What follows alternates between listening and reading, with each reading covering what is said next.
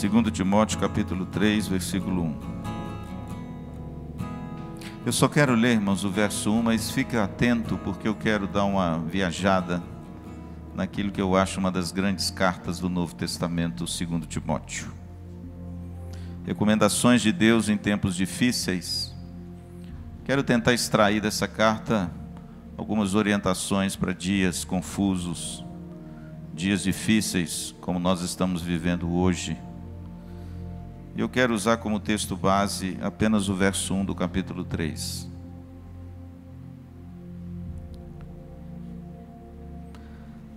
Sabe, porém, isso, nos últimos dias sobrevirão tempos difíceis. Quando escrevi aquele meu livro, Jesus de Nazaré, eu demorei 6 anos para escrevê-lo.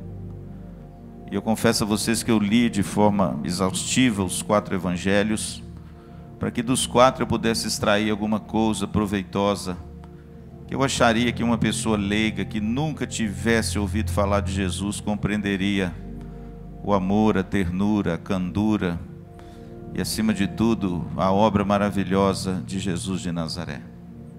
Confesso a vocês que até hoje eu sou um homem encantado pelos evangelhos, porque quanto mais você lê os evangelhos, mais você se encanta com a pessoa bendita de Jesus. Portanto, se você é um seguidor de Jesus e não conhece os evangelhos, você não conhece o Jesus da Bíblia. Talvez você conheça o Jesus que alguns pregadores por aí têm falado, inclusive pregadores das redes sociais, que estão desconstruindo a pessoa de Cristo.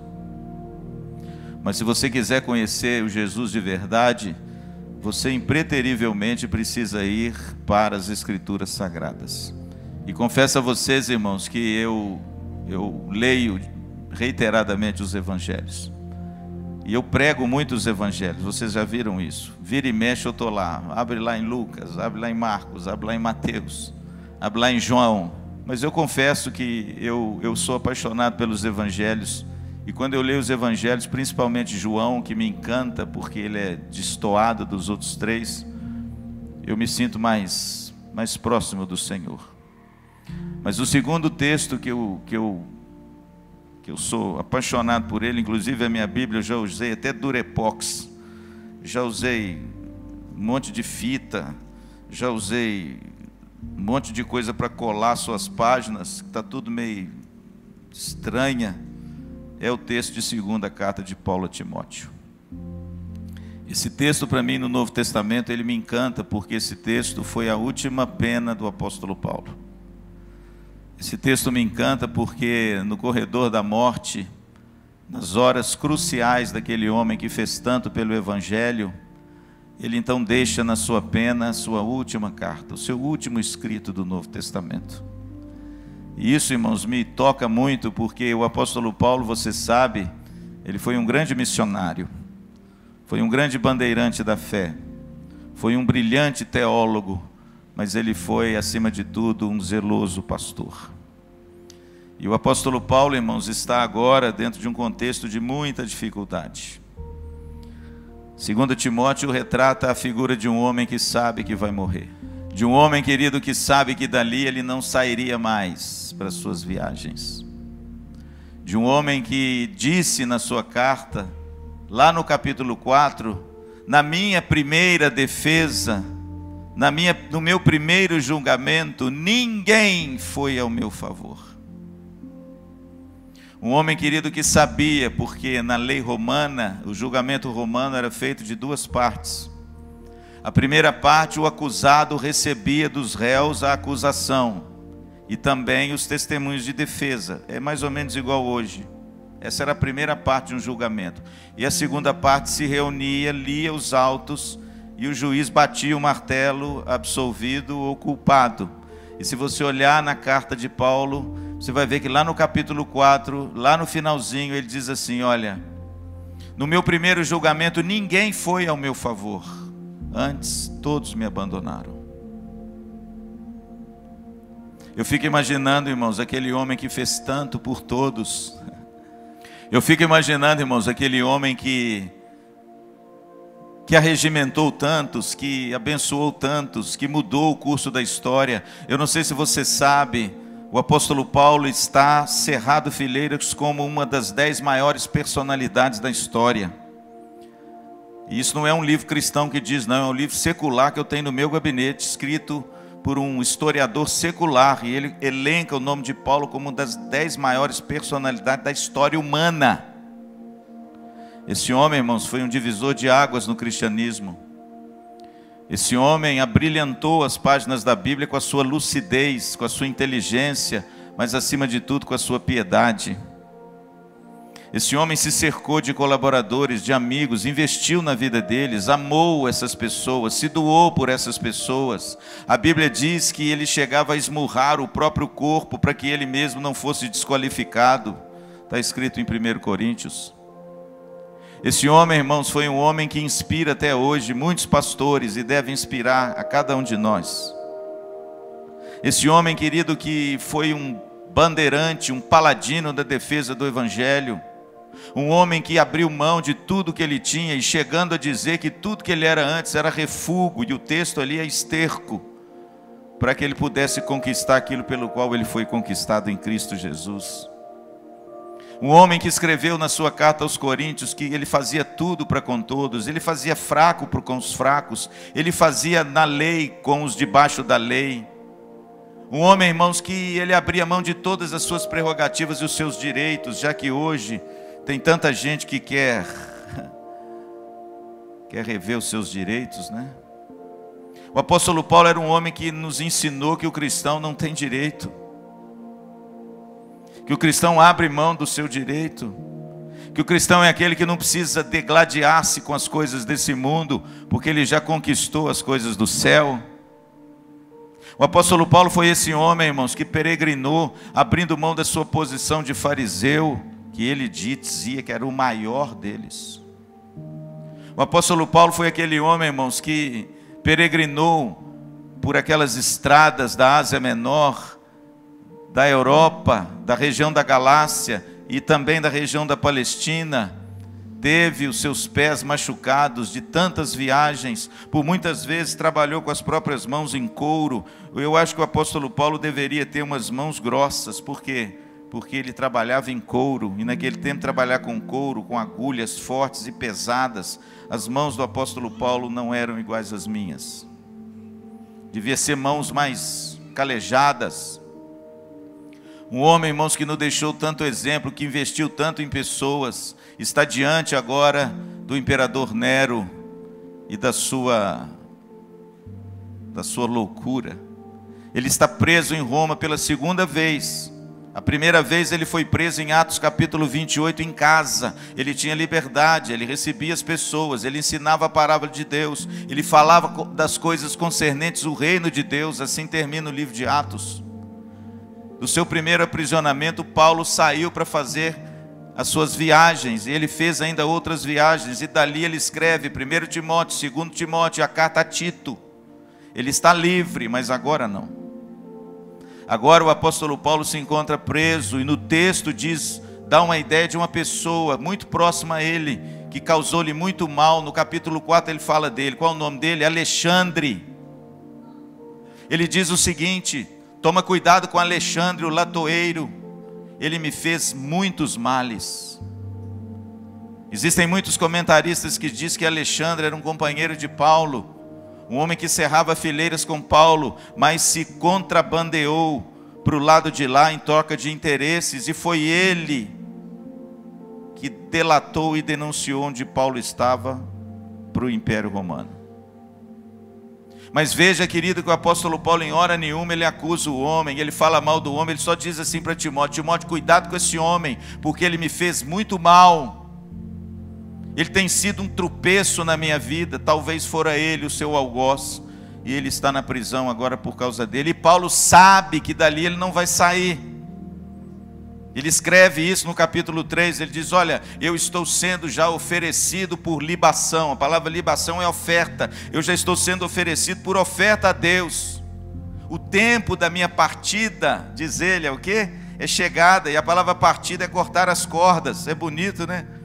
É a palavra usada quando o navio ou o barco saía do cais para ir em viagem. Ele está dizendo o seguinte: minhas cordas desse mundo estão sendo rompidas.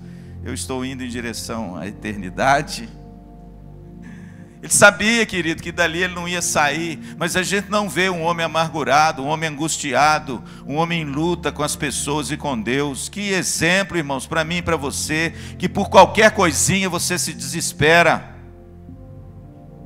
por qualquer coisinha você fala mal dos outros, por qualquer coisinha você traz no seu coração mágoas e amarguras que adoecem você. Mas o apóstolo Paulo não. A Bíblia diz, irmãos, que muitos homens que andaram com ele o abandonaram. Ele diz isso no capítulo 4. Ele cita, por exemplo, Demas: tendo amado o presente século, me abandonou. Sabe o que significa isso, irmãos? Cuidado com o brilho desse mundo. Sabe por quê? Porque o brilho desse mundo tem seduzido muita gente boa na igreja. Seduziu Demas. Tendo amado o presente século. Sabe o que significa isso? Se deixou seduzir pelo canto da sereia, se deixou seduzir pelas coisas desse mundo, e abandonou a Paulo. E de repente, querido, o apóstolo Paulo está diante de um tribunal, na sua primeira defesa, no seu primeiro julgamento. Diz o texto, pode ler aí: todos me abandonaram. Eu fico imaginando se isso acontecesse comigo e com você. Eu fico imaginando se você trabalhasse na igreja, fosse líder de alguma coisa, ou de um ministério, ou até trabalhasse em algum ministério na igreja, e de repente fizesse um levante contra você, e na hora que você mais precisaria, as pessoas te abandonassem. O que você faria?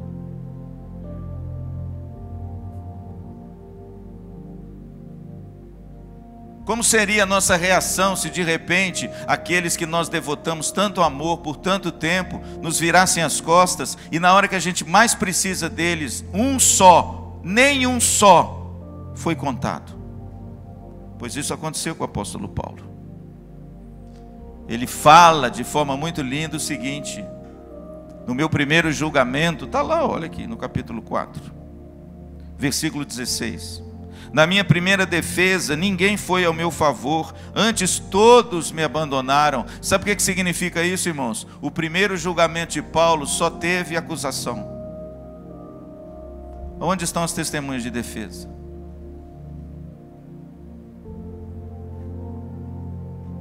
Eu acho que só nisso aí dá para a gente extrair uma lição, não dá?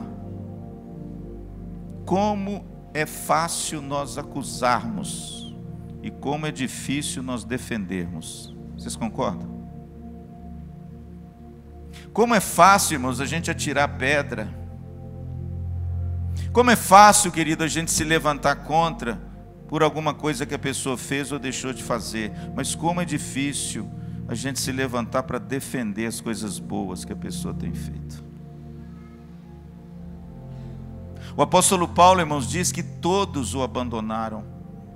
Mas ele não é um homem amargurado, irmãos, por favor. Ele não é um homem assim, que foi para o corredor da morte cheio de ranço, de amargura, de doença da alma. Não, irmãos, ele diz assim: olha, mas o Senhor me assistiu e me revestiu de forças, para que por meu intermédio, versículo 17, fosse o evangelho pregado a todos os gentios, e eu fui livrado da boca do leão.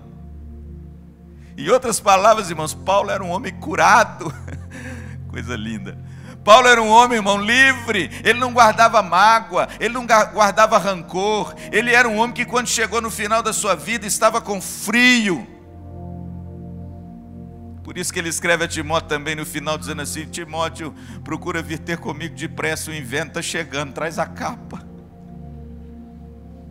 Ele está preso numa masmorra romana, gélida, escura. E ele diz: Timóteo, me traz a capa, porque eu estou sozinho, todos me abandonaram, eu estou com frio, traze minha capa. E eu preciso dos pergaminhos e dos meus escritos, porque eu ainda quero ler as escrituras e escrever e abençoar a vida das pessoas.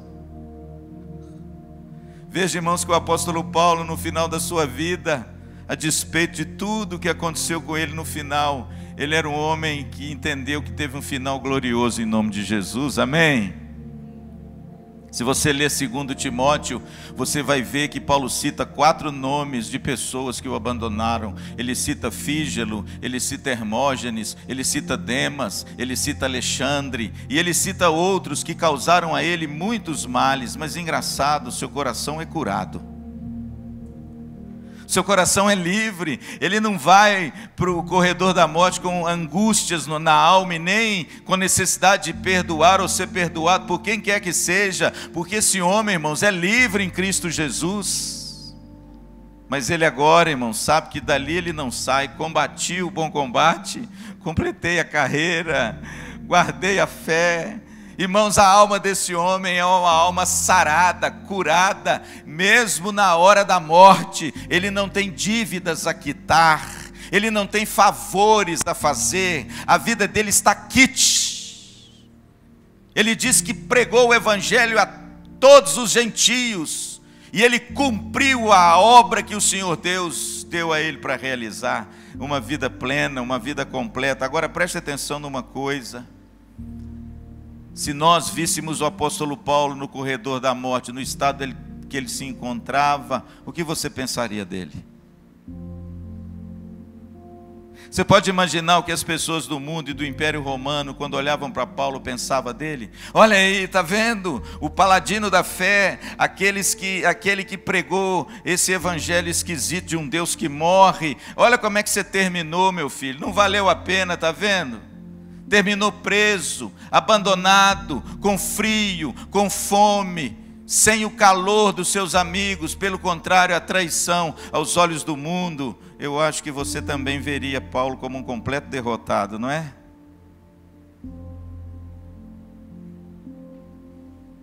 Mas eu vou dizer uma coisa para vocês, irmãos. Talvez na história da igreja, desde o início com Jesus Cristo até nos dias de hoje, talvez ninguém tenha se aproximado mais da vida de Cristo do que Paulo. Porque Jesus terminou a sua vida do mesmo jeito. O que será que as pessoas pensariam quando passasse naquele Gólgota e olhasse para aquele homem vilipendiado, ensanguentado, humilhado, com as chagas abertas dos açoites violentos, com os hematomas no rosto por causa do caniço na face? Quem passava lá, está escrito na Bíblia, no Evangelho de Mateus e João, caçoavam dele: desce da cruz, salvou os outros, por que você não salva a si mesmo? Não é? Está aí, está clamando por Elias. Elias, será que vem te ajudar? E o texto diz, irmãos, que todos os transeuntes, quando passavam e viam aquela figura, zombavam dele e caçoavam dele. Em outras palavras, o mundo, quando olha para Cristo crucificado, vê o sinal de uma completa derrota. Olha o apóstolo Paulo. Numa sociedade, irmãos, onde nós queremos sempre deixar um legado de coisas materiais, né? Numa sociedade onde o homem parece que tem valor por aquilo que ele tem, por aquilo que ele conquista, por aquilo que ele adquire, por aquilo que de repente ele acumula nessa terra para ser aplaudido pelos homens e chega no final da vida cheio de bens, cheio de posse, cheio de gente bajulando ele para lá e para cá. Eu acho que distou um pouquinho, não distou de hoje? Pois aos olhos, irmãos, do mundo, o apóstolo Paulo era um espetáculo. Ele fala isso aos coríntios. Ele mesmo diz que ele era a escória de todos, o lixo do mundo. E ele mesmo aos coríntios diz que era um espetáculo, um teatrum, ou seja, aquela pessoa exposta a todos, onde todos não veem a verdade da sua vida. O final da vida de Paulo foi o final da vida que mais se aproximou de Jesus. Um homem que fez o que fez, realizou o que realizou, amou o que ele amou. Aos olhos do mundo, como ele termina? Preso, sozinho, com fome, com frio e traído pelos seus amigos. Não é uma derrota? Mas cuidado, querido. Cuidado, porque O olhar de Deus é diametralmente oposto ao olhar do homem. É por isso, irmãos, que igreja não é lugar de você ficar se vangloriando demais na aparência, entende? Temos talentos extraordinários, temos irmãos maravilhosos, temos gente do meu coração que me encantou nessa semana. Mas, irmãos, cuidado para você não repousar a sua expectativa nessas coisas. Eu gosto muito daquele texto de Davi, né? Você já conhece de cor e salteado. Quando Samuel é enviado à casa de Jessé, e de repente Jessé, tendo esse olhar secular, nosso olhar, meu olhar, talvez o seu olhar, ele começa a desfilar os seus filhos do mais bonito e o mais alto para o menor e o mais baixo, porque ele deve ter pensado assim: eu vou primeiro colocar o mais bonito e o robusto, porque deve ser esse. Vejamos como o nosso olhar é enganoso. E de repente ele desfila todos os seus filhos diante do profeta. E o profeta, irmãos, naquela inquietação divina: não é este, não é este, não é este, não é este. E de repente acabaram-se os filhos. O profeta fica incomodado e faz uma pergunta a Jessé, como se ele não tivesse um outro filho. O profeta vira para ele e fala assim: porventura você não tem um outro filho? Aí o profeta, o Jessé deve ter assim: eu tenho, mas olha, esse aí, Samuel, não dá. Ele é franzino, ele é menino, e outra coisa, ele é tão estranho, que é ele que cuida das ovelhas. Porque naquele tempo, irmão, ser pastor de ovelhas é ser desqualificado, até para adorar a Deus no templo, sabia disso? É como se Jessé pegasse o pequenino Davi, que não prestasse para nada, e colocasse ele cuidando das ovelhas, e os bonitão, tudo dentro de casa, aquela cambada. E aí de repente Samuel pergunta para ele: você não tem outro filho? Ele: é mesmo, eu tenho mesmo. É verdade. Aí Samuel vira para ele e fala assim: você manda chamar ele, porque enquanto ele não chegar aqui eu não vou embora. Eu acho que Jessé deve ter ficado com um carão tão grande. Eu acho que ele deve ter pego um dos filhões dele bonito, apessoado, que ele fez a barba, botou uma roupa bacana para encontrar com o profeta. Eu acho que ele deve ter pegado esse menino e falou assim: escuta aqui, vem cá, chama lá Davi, porque o profeta quer ver. Não foi da noite para o dia, porque as ovelhas pastavam longe da casa. Talvez Samuel esperou um bom tempo na casa de Jessé, o menino Davi chegar. Quando o menino Davi chega, nem banho ele toma. Ele está no campo cuidando de ovelha, está igual Moisés lá com o sogro Jetro. Deve estar fedendo a ovelha, porque eu não sei se você já encostou numa ovelha. Você já encostou numa ovelha? Meu filho, você encosta na ovelha é igual perfume francês. O negócio cola no seco e te impregna todo. A Bíblia diz que quando o rapaz foi lá chamar o Davizinho, chegou Davi, meu Deus, Samuel está aí, o profeta Samuel na minha casa. Não deu nem tempo do menino dar um trato no visu, colocar um blazer bacana, passar um perfume para conversar com o profeta. Do jeito que ele chega, ele entra em casa, irmãos. E aí o perfume francês, todo mundo cheirou. Eu fico imaginando, irmãos, quando os homens passavam e viam aquele homem preso no calabouço, depois de tanta luta, depois de tanta pregação, tanto ensino, tanta carta, tanta dor, tanto lamento, tantas tribulações, tantos problemas que ele enfrentou, com os de fora, com os de dentro, com os judaizantes, com os gentios, com os falsos irmãos, com os falsos profetas, com os falsos amigos. Olhava para ele e disse assim: não valeu a pena, é um derrotado. Mas aos olhos de Deus ele era um homem vitorioso, amém? Aos olhos de Deus, irmãos, ele diz: completei a carreira, combati o bom combate, guardei a fé, e desde agora a coroa da justiça me está guardada, que eu receberei das mãos do meu Senhor, e não somente eu, mas todos quantos amam a sua gloriosa vinda, amém? Portanto, cuidado, querido. Primeira lição: cuidado com as aparências do mundo, cuidado com o brilho do mundo, cuidado com o fascínio das coisas exteriores. Tenha um olhar de Cristo. Aprenda a olhar além do que as aparências nos fascinam, porque há algo dentro de você mais importante. O que é? O coração. O interessante é que o apóstolo Paulo se encontra preso, e ele escreve a sua última carta. Talvez ele tenha um pouco de tinta. Por que, pastor, o senhor diz isso? Porque ele pede a Timóteo: traga-me os pergaminhos, ou seja, eu quero ver os meus escritos e as escrituras do Velho Testamento, que deveriam ser a Septuaginta, o Velho Testamento traduzido para o grego, que era a Bíblia que Paulo lia. Traga-me essa tradução para mim, eu quero a minha pena, eu quero os meus escritos, eu preciso me devotar à palavra de Deus. Eu acho que Paulo tinha só um pouco de pena. Talvez o papel seria um papel muito escasso, porque ele estava preso. E aí a segunda coisa, irmãos, que me encanta na vida desse homem, primeiro, é a forma como ele termina. Talvez aos olhos do homem e do mundo ele termine de forma derrotada, mas aos olhos de Deus ele é um vitorioso. Mas em segundo lugar, irmãos, é para quem ele escreve.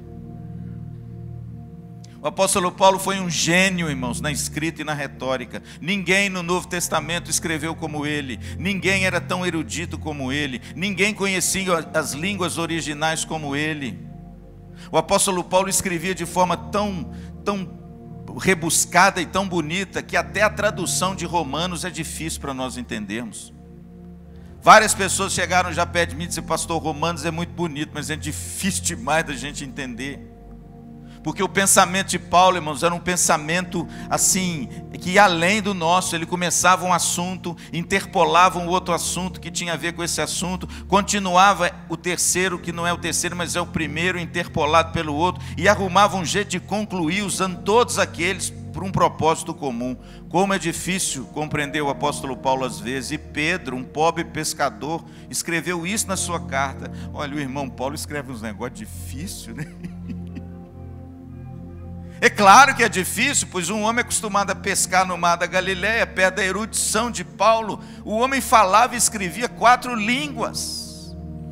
Ele diz aos Gálatas que ele se avantajava aos da idade dele, significa que ele era fora do quadrado. Mas o que me encanta, irmãos, que esse homem, depois de escrever tantas cartas, carta aos Romanos, 2 cartas aos Coríntios preservadas, mais 2 que se perderam, carta aos Gálatas, carta aos Efésios, carta aos Filipenses, carta aos Colossenses, carta a Timóteo, carta a Tito, carta a Filemon, 2 cartas aos Tessalonicenses. Esse homem, no final da sua vida, irmãos, preocupado que era com as igrejas, fala isso em 2 Coríntios, temores por fora, preocupações por dentro, com todas as igrejas. É como se Paulo dissesse assim: eu não consigo nem dormir direito de preocupação com as igrejas. Chega no final da sua vida, no corredor da sua morte, no apagar das luzes, no último ato da sua vida, ele escreve para quem? Para Timóteo. Isso é muito bonito, irmãos. Isso eu não vou cansar de falar isso nunca. Sabe por quê? Porque aqui Paulo vê como, e nos mostra e nos ensina como as pessoas são importantes. E como, apesar de ser traído, vilipendiado, abandonado por todos, ele quer Timóteo de volta. E ele diz assim: procura vir ter comigo depressa. E ele escreve a sua última carta, o epitáfio da sua vida, ele escreve a Timóteo. E nós temos, irmãos, essa beleza diante de nós. O último escrito do apóstolo Paulo no Novo Testamento, ele não escreveu para a igreja de Corinto, ele não escreveu para a igreja de Éfeso, que ele permaneceu 3 anos e amava e fez dela o seu quartel-general depois que abandonou Antioquia.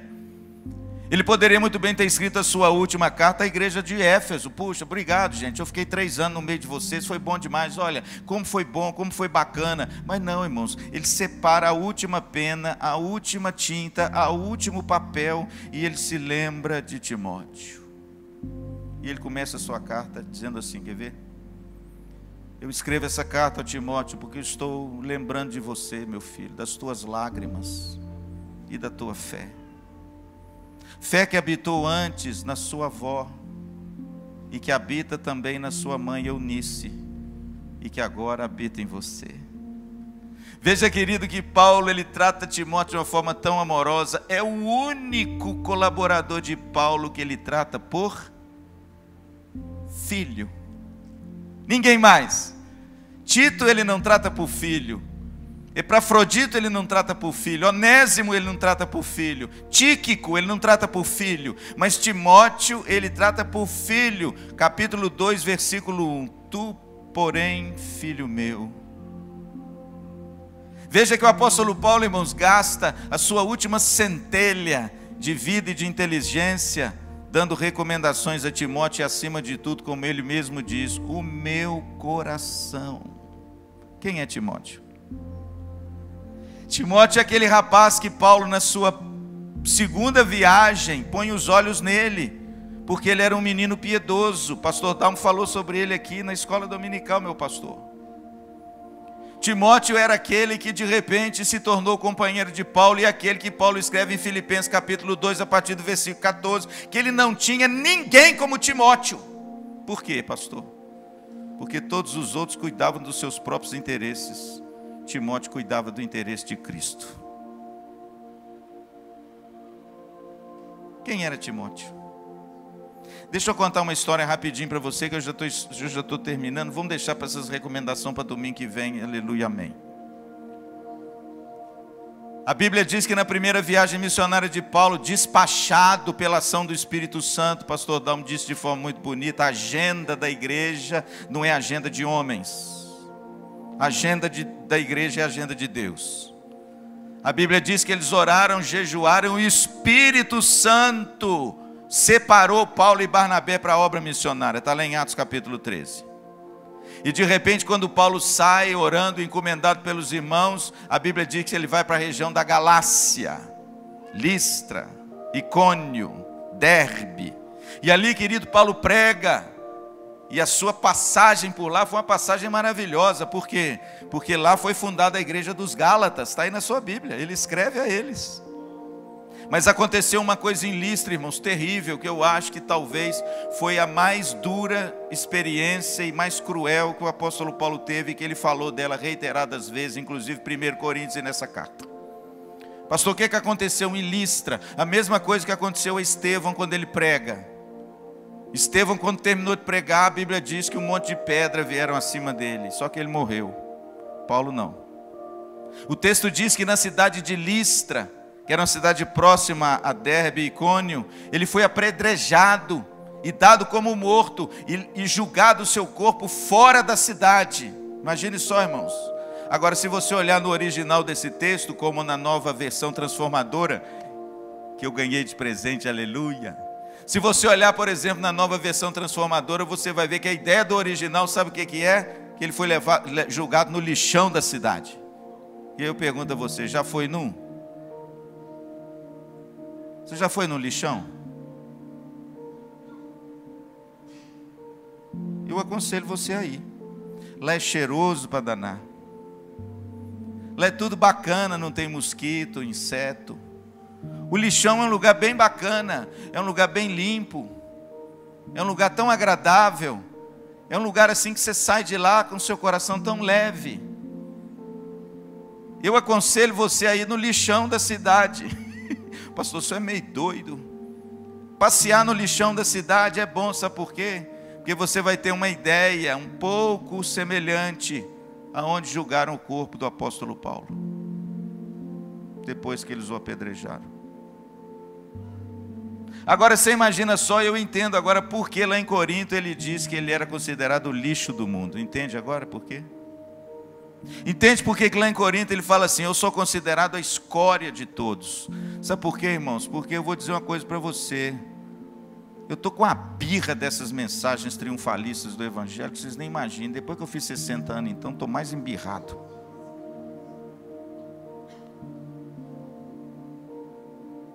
Porque parece que a leitura que eles fazem do Evangelho e das cartas não é a leitura que eu faço. Porque não é possível, irmãos. A Bíblia diz que sim, o apóstolo Paulo teve um ministério abençoado, mas, irmãos, esse homem enfrentou cada coisa. Ele fala sobre isso aqui na segunda carta. Ele fala, querido, que ele teve tribulações e circunstâncias que ele se desesperar ao ponto da própria vida. O texto diz que em Listra ele foi apedrejado e dado como morto. As pessoas achavam que ele tinha morrido, Cíntia. Aí fizeram, sabe o quê? Pegaram o corpo dele e julgaram o corpo dele, sabe aonde? No lixão da cidade. Pastor, que cidade aconteceu isso? Em Listra. E aí sabe o que o texto diz lá em Atos capítulo de número 14? Que os irmãos se levantaram, foram até lá, procuraram Paulo, o acharam, o reanimaram. Em outras palavras, o homem estava vivo. O homem estava vivo. A Bíblia diz que eles recolheram o corpo de Paulo, o reanimaram. Claro, eles devem ter curado as feridas, devem ter levado ele para a casa de alguém. Ele permaneceu um tempo lá. E sabe o que o texto diz depois? Que ele pega o seu alforje, pega o seu material e volta para Antioquia. E quando ele chega em Antioquia, ele dá um relatório da sua viagem. E eu imagino o relatório de Paulo. Você já imaginou? Relatório de Paulo. Se fosse o seu relatório, você ia falar assim: ih, difícil demais. Deus me livre de voltar para aquele lugar. Deus que me perdoe aquela cidade. Quase que eu morri naquela cidade. Me colocaram no meio do lixo naquela cidade. Imagina o relatório de Paulo para a igreja de Antioquia. Mas irmãos, é claro que esse relatório não está na Bíblia, mas se você ler, você vai ver que tem um resumo lindo. Sabe o que ele escreveu? A Bíblia diz que quando ele chegou na igreja de Antioquia, ele relatou o que Deus fez por intermédio dele, abrindo as portas aos gentios ao Evangelho. Ele nem fala o que aconteceu com ele. Está vendo, irmãos? Ele não era um homem amargurado, um homem assim, cheio de mágoas, porque vejam o que fizeram comigo. Cuidado, querido. Cuidado para você não se autovalorizar excessivamente. Cuidado para você não achar que tudo e todos giram em torno de você e que você não pode ser tocado, ninguém pode mexer com você, ninguém pode falar grosso com você, porque afinal de contas você é alguma coisa. Cuidado, querido. Tem muita gente por aí machucada, amargurada, porque é cheio de mimimi mesmo. Qualquer coisinha milindra, qualquer coisinha deixo de ir, qualquer coisinha larga, qualquer coisinha não gosto, qualquer coisinha vira inimigo. A Bíblia diz que quando Paulo chega na igreja de Antioquia, ele dá um relatório, mas o relatório dele nem de leve passa pelo lixão. Pastor, por que o senhor sabe disso? Pelo que vem depois. A Bíblia diz que ele passa um tempo em Antioquia. Eu estou de olho no relógio lá, tá bom? A Bíblia diz que quando passa um tempo lá com a igreja de Antioquia e tal, todo mundo bacana, Barnabé, aquela turma boa, ele gosta da companhia dos irmãos, essa igreja maravilhosa. Aí dá um tempo, o apóstolo Paulo vira para a turma dele e fala assim: vão voltar. E aí ele começa a segunda viagem missionária em Atos capítulo 15. E aí, para minha surpresa, irmão, sabe para onde Paulo vai? Para onde? Para Listra. A Bíblia diz que Paulo começa a sua viagem percorrendo as cidades que ele outrora pregava para consolidar e confirmar os discípulos. Ele vai em Listra, ele vai em Icônio, ele vai em Derbe. Em todas as cidades, irmãos, que ele havia pregado o Evangelho, ele volta. Imagine só, deixa eu fazer uma pergunta a você, meu brother, você voltaria? Eu acho que se fosse eu, meu líder, eu acho que eu diria assim, quer ver, tudo bem, Icônio tudo bem, tem gente boa lá, aconteceu bacana, não me deram um jantar lá em Icônio, tá aqui, ó, fizeram uma picanha lá mal passada, é lá que eu vou posar. Talvez se fosse você, talvez pensaria como eu. Derbe? Não, eu vou em Derbe. Derbe foi uma bênção. Derbe, tinha uns irmãos lá que me acolheram, me botaram num quarto style, cama, box, ar-condicionado. Vou para lá. E aí eu vou confirmar os irmãos, que afinal de contas é substância. Aquilo foi maravilhoso. Mas de repente, irmãos, Listra? Não, Listra não vou não. Aquilo é uma cambada. Eu preguei naquela bendita daquela cidade, em vez de eu ganhar convertido, eu ganhei pedra. E pior ainda, irmãos, me lançaram no lixão da cidade. O que aquela cidade pensa que eu sou? Você já falou isso? Você já pensou isso sobre você? O que eles pensam que eu sou? Essa deve ser muita coisa mesmo. Aleluia. Mas interessante, irmãos, meu coração se enche de encantamento, porque o texto diz que a primeira cidade que Paulo foi, depois que ele parte para a sua segunda viagem missionária, não foi Derbe, não foi Icônio, foi Listra. Viu, Mariana? Foi Listra. Isso mostra, irmãos, como Paulo tinha um coração livre, como Paulo não guardava amargura, como Paulo não tinha lugar no coração dele para ressentimentos de pessoas que fizeram o que fizeram com ele de forma tão cruel. Ele volta para essa cidade, irmãos, ele percorre essa cidade, ele confirma os discípulos dessa cidade. Eu fico imaginando na cabeça de Paulo assim, quer ver, será que vão me apedrejar de novo? Mas ele volta para lá, irmãos, e aí a beleza do texto, porque eu perguntei no início quem é Timóteo, né? Sabe onde Timóteo estava? Em Listra.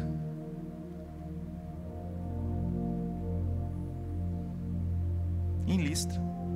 Timóteo não estava em Derbe, Timóteo não estava em Icônio, Timóteo estava em Listra.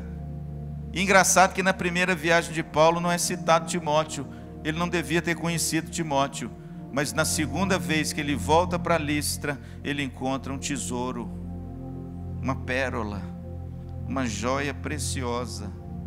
Aonde, pastor? Aonde ele foi mais humilhado. Que exemplo, irmãos. A Bíblia diz que passando Timóteo por Listra, foi-lhe apresentado o jovem Timóteo. E quando ele bate o olho naquele menino, alguma coisa no coração dele deve ter E ele pega esse menino e leva esse menino consigo, e a partir dessa viagem, Timóteo começa a ser preparado para ser quem? O sucessor do ministério de Paulo. Aonde que ele achou Timóteo?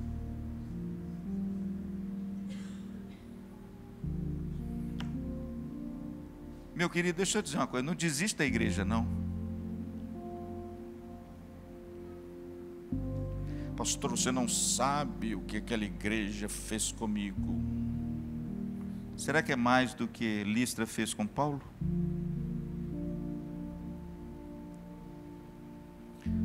Alguém em algum lugar te apedrejou? Alguém em algum lugar te julgou no lixão de Maringá? Alguém em algum lugar foi lá no lixão de Maringá atrás de você?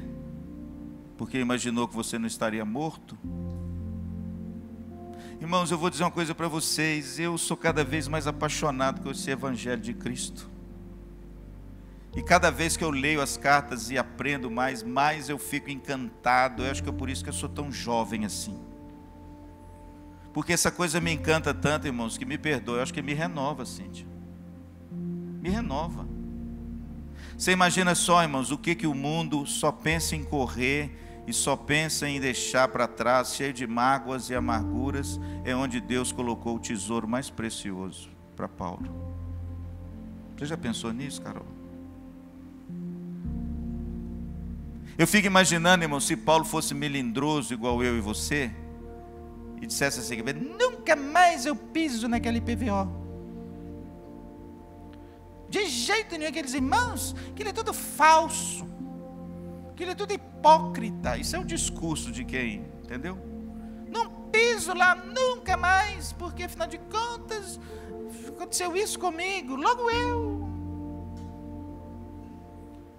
Está cheio de gente, irmãos, não digo aqui, mas em todos os lugares que tem esse tipo de pensamento. Mas quando eu leio a segunda epístola de Paulo a Timóteo, Deus me traz no coração o seguinte: é lá que estão as pepitas de ouro. Aonde nós vamos achar? Não é?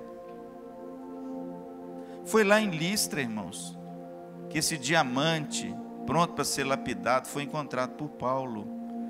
E Paulo então faz o quê? Escreve a sua segunda carta. E com essa segunda carta ele faz igual um corredor de maratona, de revezamento, que na nossa igreja nós temos vários corredores agora, viu, irmãos? Agora nós estamos bacana. Nós temos aqui vários corredores, ó, os runners. Os caras estão correndo. Só que naquele tempo o apóstolo Paulo usa essa figura da corrida, mas não uma corrida normal dessa maratona. A imagem que Paulo usa é a corrida de obstáculo. É aquela que você corre, mas tem sempre... E ele usa uma outra imagem, a corrida de obstáculo com um bastão. Por quê? Porque você vai correndo, quando você cansa, você pega o bastão e entrega para outro. Pastor, para quem que Paulo entregou o bastão do ministério dele? E aonde ele encontrou Timóteo? Filhota, é lá mesmo. Você vê que coisa linda. Por isso, meu amado, não desista, não guarde rancor, não fique amargurado, não ache que você é o cara. Sabe por quê? Seja uma pessoa humilde, passe por cima, perdoe, abrace, invista, porque Deus te deu uma obra maravilhosa para fazer, e durante esse percurso, as coisas ruins, Deus pode tornar em bem, amém? Imagina só, querido, no lixão da cidade acha uma pérola. Quem que é a pérola? Timóteo. Já pensou se esse homem diz assim, não vou voltar lá? Ele não tinha Timóteo. Quem ia tomar o lugar de Timóteo? Talvez poderia ser um Tito. Por quê? Porque Tito era diferente de Timóteo. Primeiro, Tito era grego. Tito era um jovem inteligente, um jovem audaz, um jovem forte, um jovem destemido, um líder nato. Esse era Tito. O texto diz lá em Corinto, que quando a igreja de Corinto começou a passar por lutas, problemas, várias coisas, quem Paulo manda? Tito. Por quê? Porque Tito é o resolutor de problema. Eu queria um Tito comigo. Quem não queria um Tito, né? Tito é aquele cara assim, manda eu que eu resolvo, viu, Antônio? Manda eu que eu resolvo. E de repente Paulo mandava Tito para cá, Paulo mandava Tito para cá, Paulo mandava Tito para lá. Mas Timóteo, irmãos, era diferente. Sabe por quê? Porque Timóteo era um moço tímido. Timóteo era um menino retraído. Timóteo era um moço assim, não dado a essa liderança forte, igual hoje tem se propalado por aí. Não, Timóteo era um moço envergonhado. Ele trabalhava assim nas trincheiras. Se você ler a sua carta, você vai ver quantas vezes Paulo, ele exorta Timóteo a não ser covarde.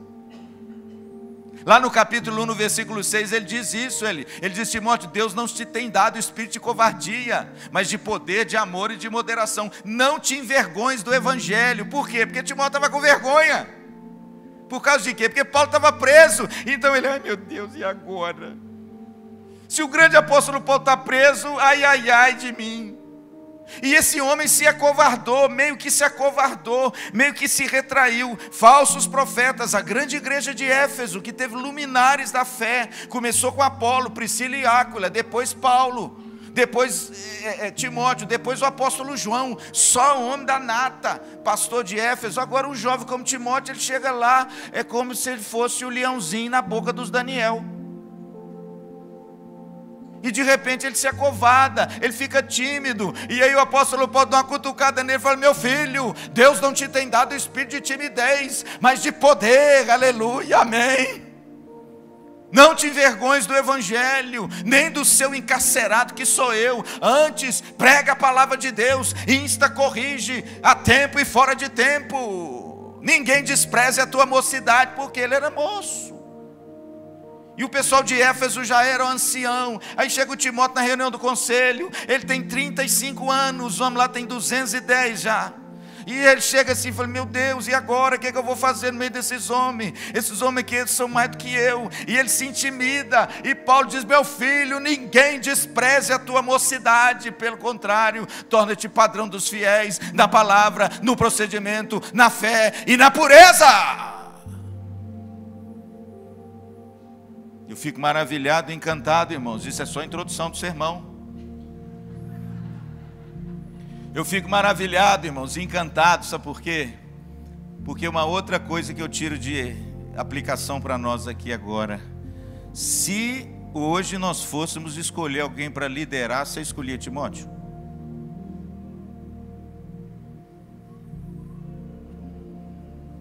Para você ver, irmãos, que igreja não é empresa, igreja não é associação, igreja não é partido político, igreja não é nada, igreja é uma coisa linda. Que a gente tem que aprender a olhar com os olhos de Cristo e não com os olhos do mundo. Se Timóteo hoje fosse fazer uma entrevista de emprego, você contratava ele? Cá para nós. Meu filho, você é muito crente, mas você é tímido demais. Ô meu filho, você é muito crente, mas na hora que o bicho pega, você escapa. Ô meu filho, você é muito crente, mas falta você aquela pegada. Você não tem aquela pegada para chegar e organizar a coisa. Então, meu filho, olha, obrigado, você é um moço bem crente. Sua avó era crente, sua mãe era crente, seu tataravô era crente, você é crente desde o início, você é um menino maravilhoso, mas olha, me desculpe, eu preciso de alguém forte, eu preciso de alguém robusto. E para piorar a situação, Timóteo era doente. Pode mandar para o SUS. Tanto ele era doente que na primeira carta que Paulo escreve a Timóteo, Paulo diz assim: meu filho, deixa eu te falar uma coisa, toma um golinho de vinho de vez em quando, viu? Mas ele diz por quê? Por causa das tuas constantes enfermidades. E para piorar, irmãos, Timóteo tinha uma tranqueira qualquer na saúde. Aí eu te digo, se ele estivesse lá para você contratar ele para uma igreja, para pastor da igreja, Roberto, Tito ou Timóteo? Ah, fala a verdade, eu também. Eu ia chamar o Tito e falar assim: meu filho, agora eu vou só passear e viajar, porque você vai resolver os pepinos tudo, aleluia. Aí, irmãos, eu fico maravilhado, sabe por quê? Mais uma vez o Evangelho nos mostra e Paulo nos ensina que igreja é diferente. Igreja, a gente não pode tratar as pessoas pelo estereótipo que a gente às vezes pontua, mas sim pelo aquilo que Deus vê. Timóteo era o principal aos olhos de Deus e de Paulo. Foi ele que deu o bastão e recebeu das mãos de Paulo, não foi Tito. E isso então, irmãos, me ensina uma outra grande lição. E eu vou terminar, deixa as recomendações para a semana que vem. 6 recomendações de Deus em tempos difíceis, semana que vem. Não perca os próximos capítulos, tá bom? Pastor, o que me ensina quando eu pergunto para vocês quem é Timóteo? Tome cuidado com seu julgamento. Viu? Cuidado para você não julgar segundo o modelo secular, mundano. Cuidado para você não valorizar aquele que Deus não valoriza. Cuidado para você ter os olhos corrompidos pelos princípios do mundo. Cuidado para você não fazer escolhas erradas com base no exterior, porque Deus vê o... Quem que Paulo escolheu para sucedê-lo? Por quê? Vamos terminar? Para vocês não dizerem que sou eu, para vocês dizerem que é o próprio apóstolo Paulo dando a razão porque ele escolhe Timóteo. Vamos lá? Filipenses 2, vamos lá. E aí eu termino. E semana que vem o pastor Luciano promessa. Eu vou te dar 6 recomendações em tempos difíceis para você enfrentar as dificuldades e vencê-las, na segunda carta de Paulo. Filipenses capítulo 2, versículo 19, eu termino. Cuidado, viu, querido, para a gente não fazer julgamentos errados, escolhas baseadas no mundo secular. O mundo secular tem coisa muito boa, a gente pode usar, pode, mas a coisa melhor ainda é usar aquilo que a Bíblia nos ensina. E o que a Bíblia valoriza e o que Deus valoriza e Jesus valoriza. Já pensou se Jesus tivesse escolhido os seus 12 com base na liderança e no talento? O que ia acontecer? Aliás, o Dr. John MacArthur tem um livro que se chama 12 Homens Improváveis. E é verdade, tudo é improvável. E eu vou dizer para você por que é improvável. Porque Deus se revela na nossa fraqueza. Por isso que Paulo diz: quando eu sou fraco, então eu sou. E a gente está em busca do forte, não é?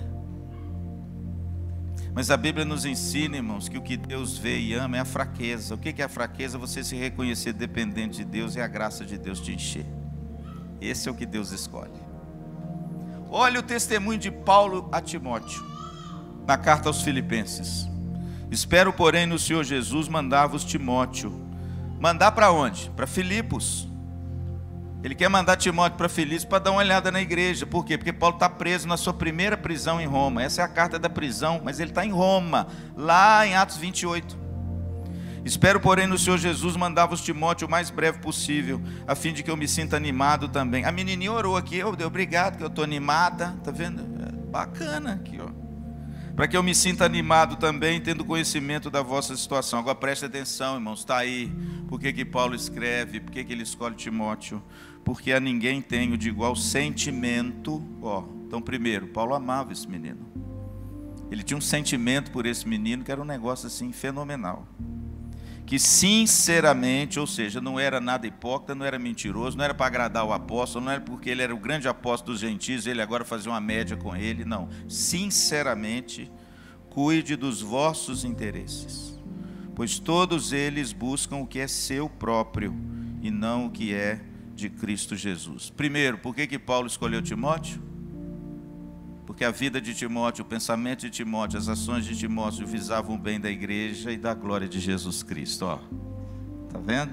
Segundo, por que Paulo escolheu Timóteo? Versículo de número 22. E conheceis o seu caráter provado, pois serviu ao Evangelho junto comigo como filho ao Pai. Humildade, submissão, obediência e um caráter acima de qualquer suspeita. Entendeu por que Paulo escolheu Timóteo?